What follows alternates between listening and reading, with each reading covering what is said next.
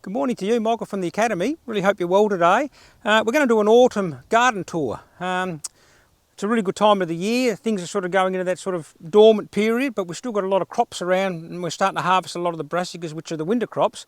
So what we thought, we'll just have a walk around and we'll show you what's happening in the garden. So as you can see here, we've got a really good crop of carrots and silver beet and red onions. So these were actually sown in October. So these have been in for roughly around about, what's that, 5 months? Something like that. It's actually May now, about the middle of May. And as you can see, they've really done well. And they'll store in the ground for at least another 6 months. So we'll pick a couple of those for, we're going to do a coleslaw dish tonight. So let's grab a couple of those. And grate those up and put them in the coleslaw. That's great. We'll grab a couple of onions. These are red onions, really nice. That's okay. A little one, but that's all good. Let's grab another one there.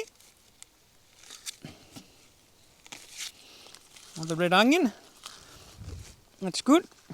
Over here we've got some of our brassicas. That's the cabbages and collies that are actually just about ready to harvest.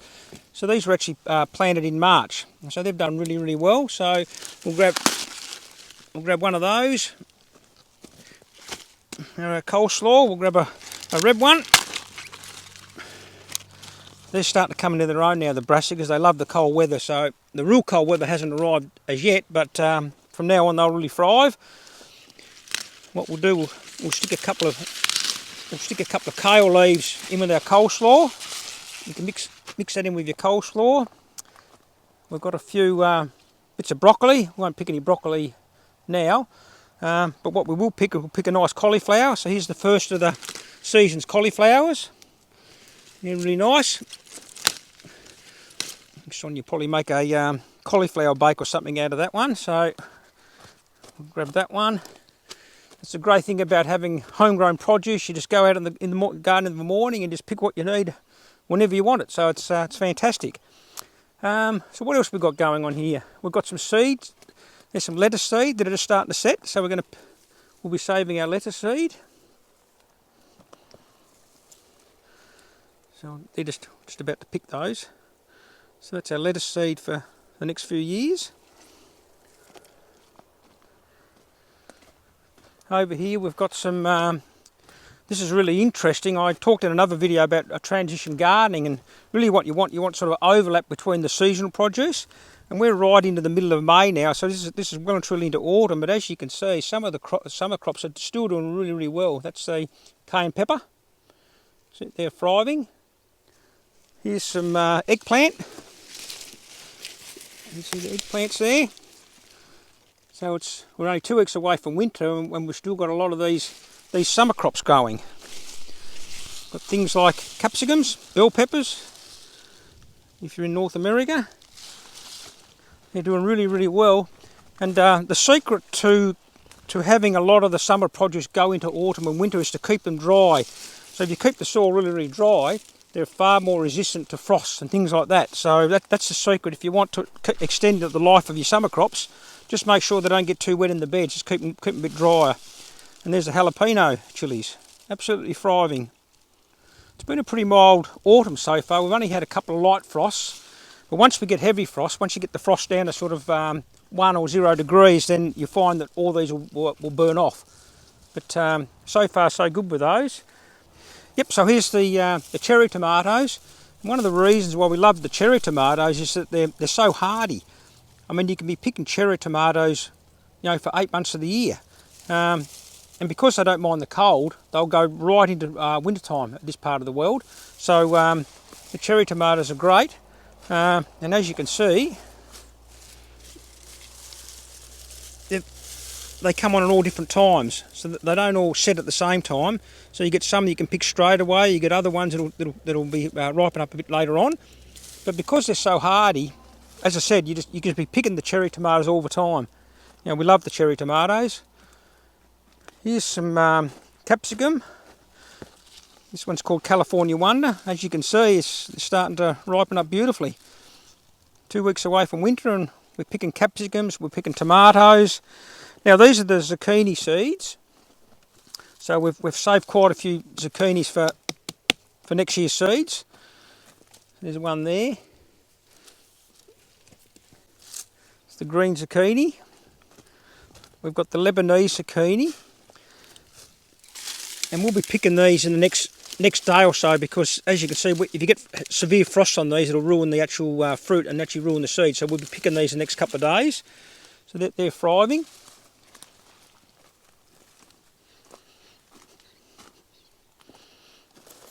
And just up here we've got a few seeds that we sow pretty late.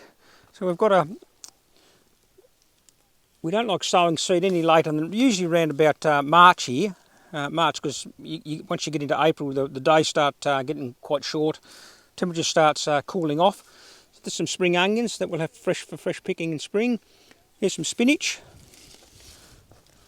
and we've got some really nice little radishes here. So we're going to pick some of those for our coleslaw. Chop those up and chuck them through your coleslaw. Radishes are good because they're so quick growing.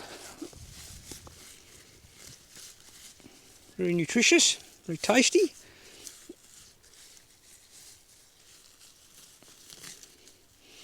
Doesn't matter the different sizes, some are bigger than others, doesn't matter. They'll be delicious. So there's a nice batch of radishes we'll chuck for our coleslaw.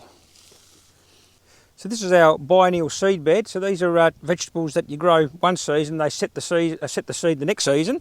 So we've got things like spring onions at the top of the bed there, things like beetroot. And what I tend to do, as they get a bit bigger, I'll just take every second one out and then let every other one grow even bigger. As long as we leave 20 or 30 plants, so you've got a good biodiversity of seed, that's great. So there's a couple of beetroots we can bake up tonight. Got our carrots, we can thin those out. Carrots, got some swede here, love swede, delicious. Some swede, we'll pick one of those. Obviously, like I said, the bulk of them are going to be left for seed collection, but it doesn't hurt just to pluck a few out here and there. We've got our silver beet that's absolutely thriving.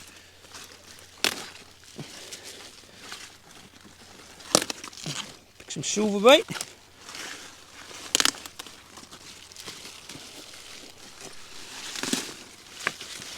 Good thing with leaf crops, you don't have to actually pull the plant out, you just pick the leaves and that actually thins the row out, and of course the plant's still perfectly okay to set seed. So you can be picking silver beet and leafy greens all year round. Got parsnip, it's doing well. I'll just grab a parsnip as well.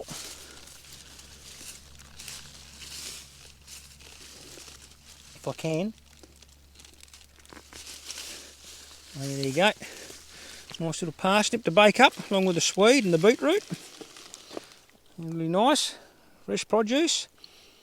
Got some leeks. And then on the end of the bed here we've got some onion red shine. So we'll collect the seed early 2024. Normally January, by January they're ready, the seed's ready to collect.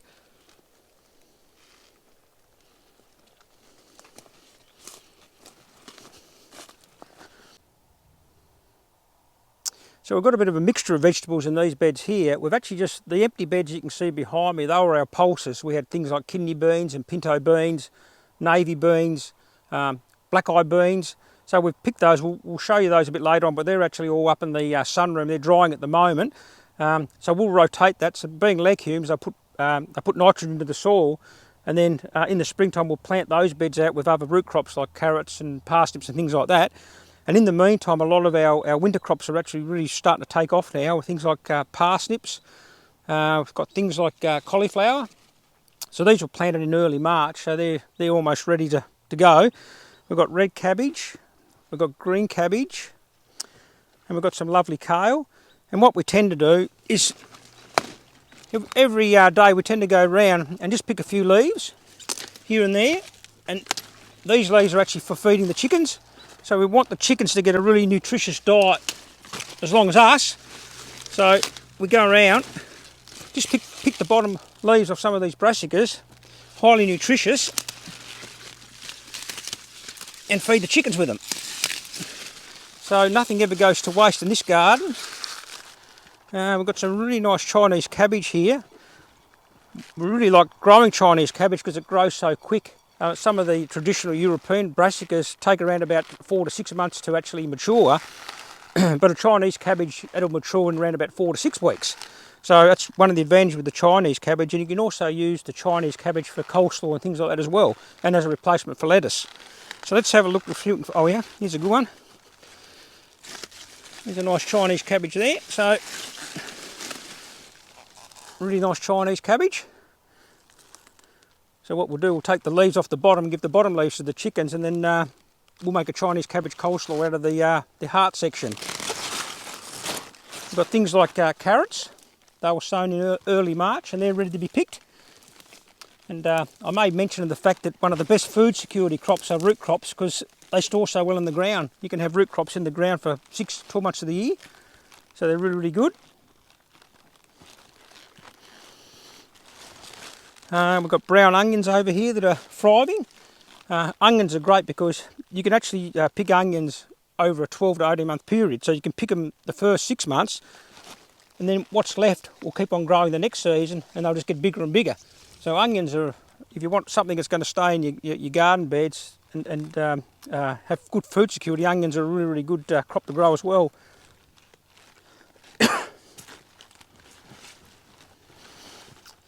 So here we've got a really nice crop of beetroot.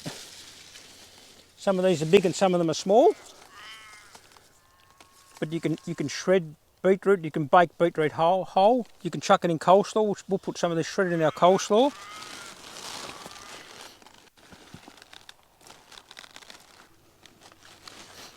So this bed here, this is mainly root crops with some silver beet on the end. But what we like to do, we like to actually sow things at 3 different times of the year. So you've got produce all the time, especially with root crops. And these are actually sown in the middle of March. And as you can see, these are all going to be the produce we can pick for spring and right into summer. So by staggering your plantings, we tend to do one in September, one in December, then one in March. So this is the final sowing of our root crops. We've got carrots and beetroot and swede. So these will produce right through winter, right into spring until the next batch are ready. So this is our latest acquisition to the Homestead property. We're out driving around and there was a car boot sale on the other day. We thought, oh, we'll have a quick look there, and lo and behold, we discovered an old 1800s plough. So absolutely thrilled to get this because it's an absolute relic, all handmade. You can see all the blacksmith marks where steel was belted out. So this more than likely was a plough that was used in this area, probably in the mid 1800s. So absolutely rapt to get that in the garden as a bit of a central feature. That's really, really great to have that. So this is our early garlic. The variety is called Tassie Purple. We planted that in beginning of April, around about the first week of April. And that'll be harvested around about the middle of November. And the bed next to it, the first bed, we're going to put our late garlic in, which we hope to sow this week. So the later garlic goes in a little bit later when the soil is colder, and it tends to be harvested in January. So if you grow a bit of early garlic and some late garlic, you can have fresh garlic 12 months of the year. So that's why we tend to grow both crops. And these other beds, there's nothing in these other beds at the moment, but we've prepped the beds for spring planting, so we'll set them aside for more than likely put a lot of the pulses out, kidney beans and things like that. We'll probably grow a crop of peas and some broad beans in the spring. So this is one of the current projects, and what we've done, we've just concreted a few poles in the ground here and put some concrete Rio as a trellis, and we're going to grow a lot of our peas and snow peas and things like that up here. And what will that do? Obviously we're going to get a crop from those, but that'll protect a lot of these crops on the other side from the wind in the spring. So it's a bit of a multi-purpose. We're going to get the snow peas and the telephone peas, and then we'll also use that as a defensive barrier to stop the wind rushing through here for these other crops that have been planted as well.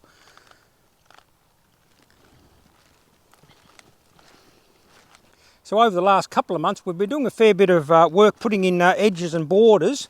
So we basically used the wood chips as a pathway, and you can sort of see it makes a really good substance to walk on, but it also retains the moisture under the path.